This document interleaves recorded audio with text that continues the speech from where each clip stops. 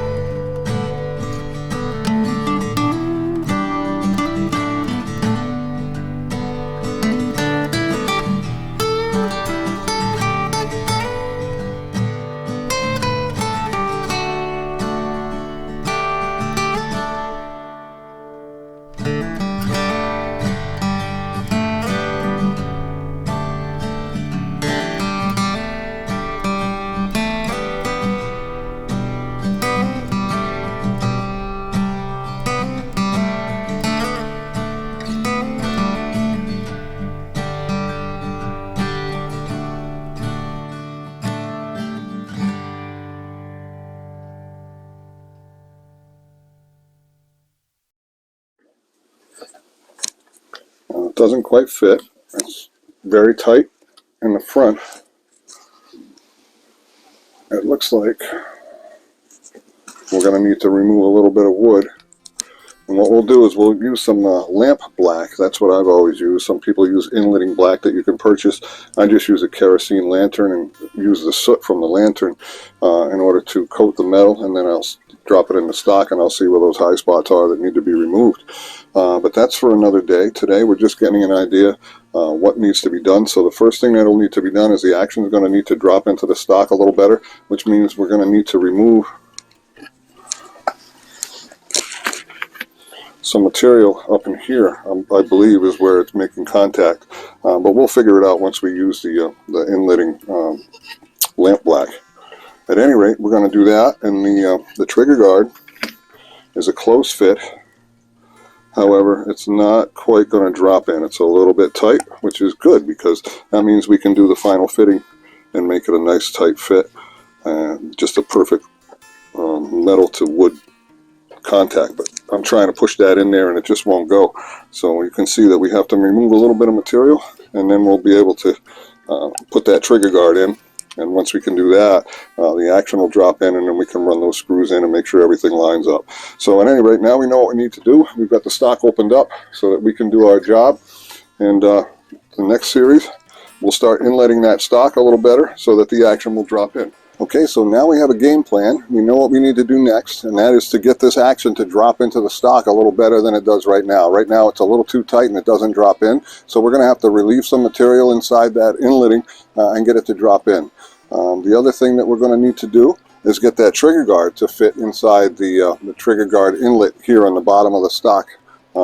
And once that trigger guard drops in, we'll be able to run those screws in and get everything to line up. And then once that's done, we can start finishing this stock and get it down to proportion and get it smoothed out, ready for the hand rubbed oil finish, which is what I plan on putting on this gun.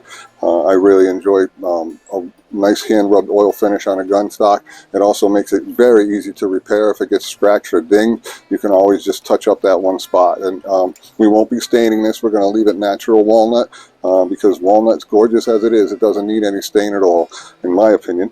So anyway, that's the game plan. This is part one of a series of videos that we're going to be doing as we progress through the finishing process of this new stock and the tune process of the rifle until we have a custom left-handed rifle that was basically made just for yours truly. So stick around, come on back and follow this series. I think you'll enjoy it. I want to thank you so much for stopping by the Pellets and Pistons Airgun channel. If you haven't done so already, please subscribe. Give us a thumbs up if you enjoyed the video, and by all means hit the bell to be reminded of future videos. Thanks again, folks, and have a great day.